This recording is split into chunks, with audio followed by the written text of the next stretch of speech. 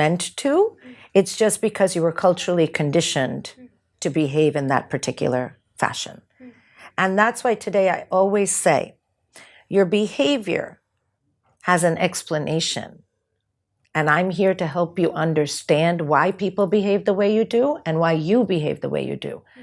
But I will give you the explanation, but I will not give you the justification. You're not justified to behave that way. Oh. That means you can do it. It explains it.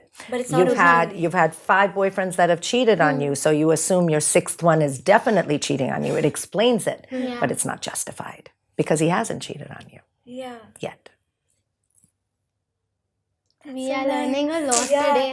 So actually, we shot a podcast before, and I was having a conversation with Kanchi where I said that I feel like I don't feel FOMO anymore. Okay? I don't feel FOMO at all. I don't feel FOMO at all, okay?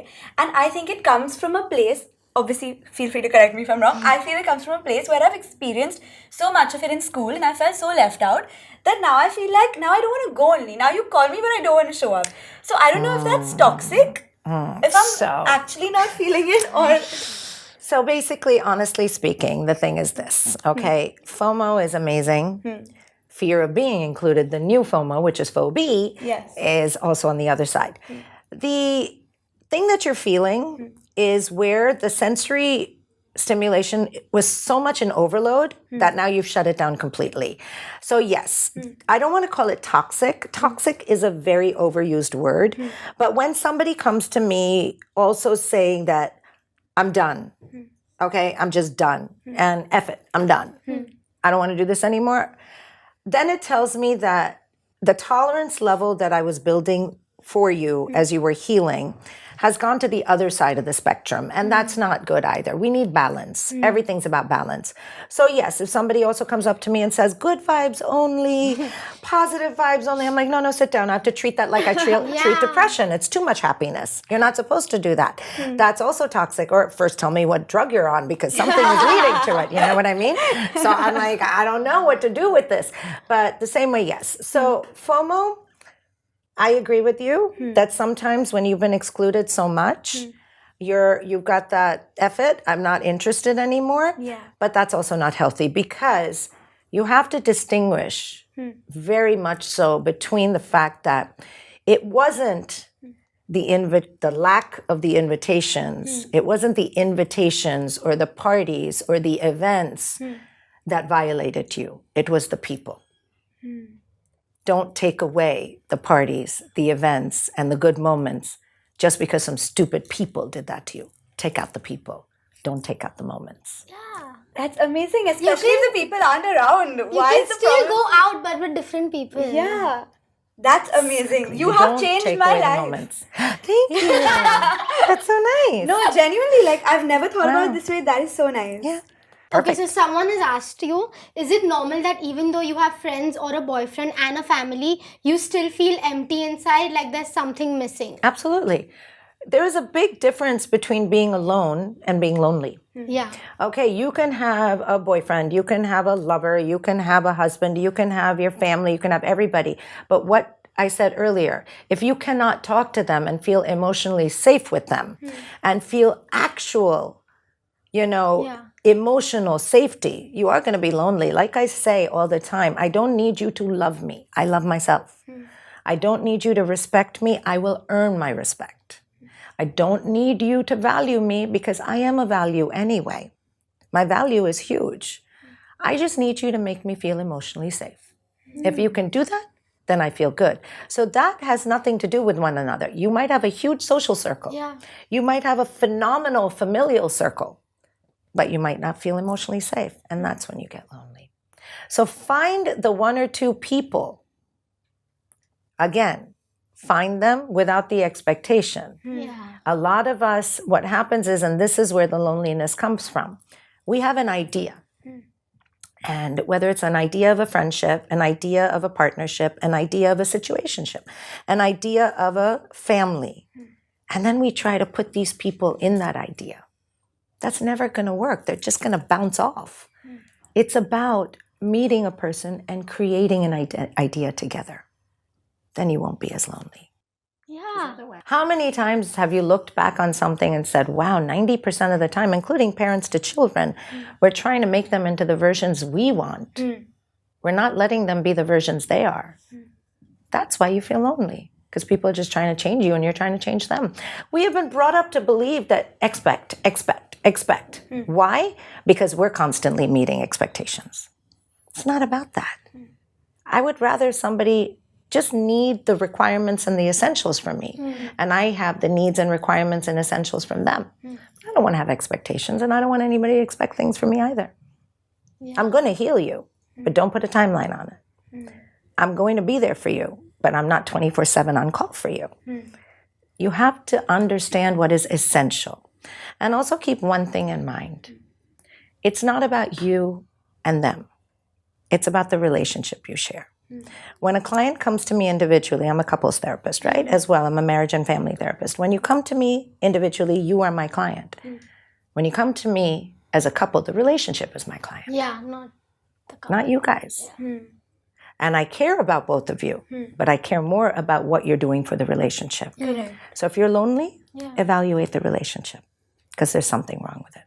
How do you feel about the concept? Like a lot of our Indian parents tell us this, where they tell us that no one's perfect. You can't just cut everyone out of your life. You have to deal with them. You have to accept them for who they are. And sometimes I feel like people know that someone is not meeting the expectations or the idea of who they want their partner to be, and they still stick with them because they think that they are supposed to be adjusting or they are supposed to be understanding of who they are. But at the same time, they feel like they're compromising. So what do you feel like what should they do in that situation? Should they cut the person off? Should they compromise? Well, first and foremost, everything's a compromise. Yeah. You cut the person off when you're sacrificing. Sacrifice and compromise are very different. Second of all, this whole I accept you, I deny you, no, we're not superior to accept or deny anyone. She's not better than you, you're not better than me, I'm not better than you guys. We're different. And that's our USP. Our unique superpower is that we're different. Now, we have two choices. Okay? The first thing is we don't accept or deny because we don't want to have a superiority complex. Correct. Second thing is we're not equal. I don't want to be equal to you. I don't want you to be equal to me. Okay? I want to be different. And I want to know if our differences and our differences that we fight on actually complement each other. So I'm going to accommodate and manage you instead. And you're going to accommodate and manage me instead. And we're going to be less controversial and more conversational. So less confrontational and more conversational. And we're not going to shut down when we're supposed to talk. And we're not going to talk when we're supposed to shut down. And I'm not going to listen to respond to you. I'm going to listen to understand you, and you're going to do the same. And then, if we still feel that our differences are greater, and we would have to be with each other at our own expense, that's when you'd say, it's not working out. But until you don't do all of this, there's no black and white relationship. You will always be settling, because I'll tell you something. It's not the cliche of imperfections being amazing. It's not about embracing your imperfections, embracing your flaws. It's about knowing that nothing in life is constant. And the faster you come to terms with perfect, imperfect, the easier life is going to be for you. Come to terms with the fact that you might love someone, but you won't like them all the time. And that's true. okay. And that's absolutely okay. And they're going to feel the same about you. And that's okay. You're not supposed to love someone all the time. You're just supposed to love yourself all the time. And you're not supposed to like someone all the time either. So you can love them deep down inside, but you may not like them. And that's fine. You know what's really common nowadays? Gen Z is saying they want mental health leave. And I think that's a stigma and people make fun of it. But I feel that's great. They know what they want. They know how they're feeling. They know when they want time off. Do you think it's valid? Okay. So just like anything, I mean, first of all, I want to address the fact that we have given physical health so much importance. Yeah. And we've never given it to mental health. Even look at it today. We have to do our physicals. Even for insurance, we have to do our physicals. For college, nobody's ever told me I have to do a mental health check. But we have to do our physicals. We have to check every organ. So we've checked every organ, but we don't do a mental health exam.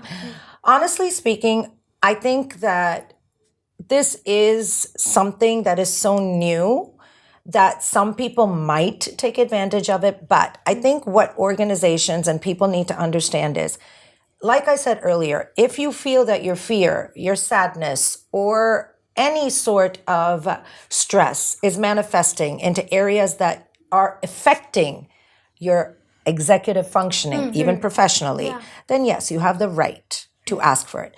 But if you are saying to me, as HR, that listen, my boyfriend broke up with me yesterday, so I need 2 weeks off. I'm going to say you take 2 days off, go eat lots of ice cream, and please report back to work, okay? Yeah. So it is the reason, and it is the diagnosis, and it is the prognosis that determines whether it's justified or valid or not. But to be able to know as a Gen Z that you have the option, I think is a wonderful thing. It makes you feel more secure. It's the same way of knowing that if I get pregnant, I have maternity leave. If I should know and feel comfortable enough to know that my boss will understand or my organization will understand that I'm not feeling too great, so I need some time off. Absolutely valid. Just don't abuse it. Yeah. We all tend to do that. Yeah. Also because there's no way to really prove it. Like when you're physically ill, you can say, oh, look, I have fever. Absolutely. But when you're like mentally having a low day, it's way harder to prove it and say. It is. So I guess that's where the issues come in, where the boss It doesn't is. believe the employee. Yeah. It happens. Yeah. It happens. So I think, at least from what we understand, correct me if I'm wrong, that being anxious and having anxiety are two different things? Or is it the same thing? No, I would say being anxious, okay, again, it's the way you phrase it.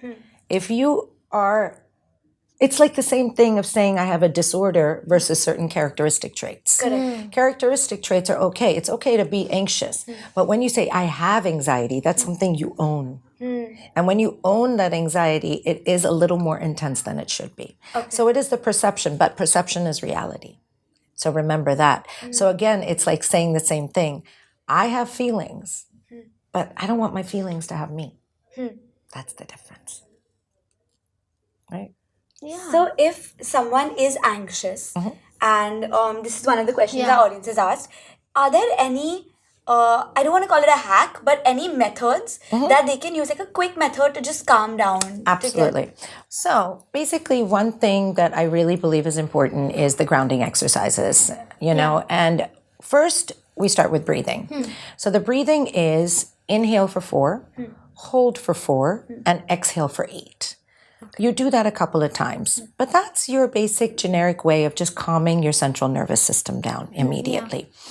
After that, it's about calming the whole system down, which means your brain, your central nervous system, and everything that you're feeling with the anxiety that's taken control. It's called the 5 senses. So the first thing you do is you look at 5 things and focus on that. Okay. Then you hear 4 things and focus on that. Then you smell 3 things and focus on that. Then you taste 2 things actually, and you focus on that. And then you feel 1 thing and you focus on that. Most people do the taste after. I like the feel because I just believe that touch is something that can be very soothing. And so I think that tends to help. And knowing in your heart, which I always say to all of my clients, is any urge, any sensation, it will only last a maximum of 15 minutes. It will dissipate by itself anyway. But if you cannot handle those 15 minutes, do these exercises. They work. Understood. That is actually very helpful. Yeah. I think a lot of people could use we it. can use it every time you feel overwhelmed. Absolutely. It does not replace therapy. Yeah. But it definitely is a tool that you can use. But if you see it happening too often, then please reach out to someone. Calms you down. Yeah. It does. I also feel that when someone goes through something and people around them, I feel they have to be very careful. like how to deal with the person or how to speak to them, I think it also takes a toll on them. It does. Like, It does. do they also need therapy? So we call that vicarious trauma. It's where somebody you love has gone through trauma, and you, as their loved one, feel a certain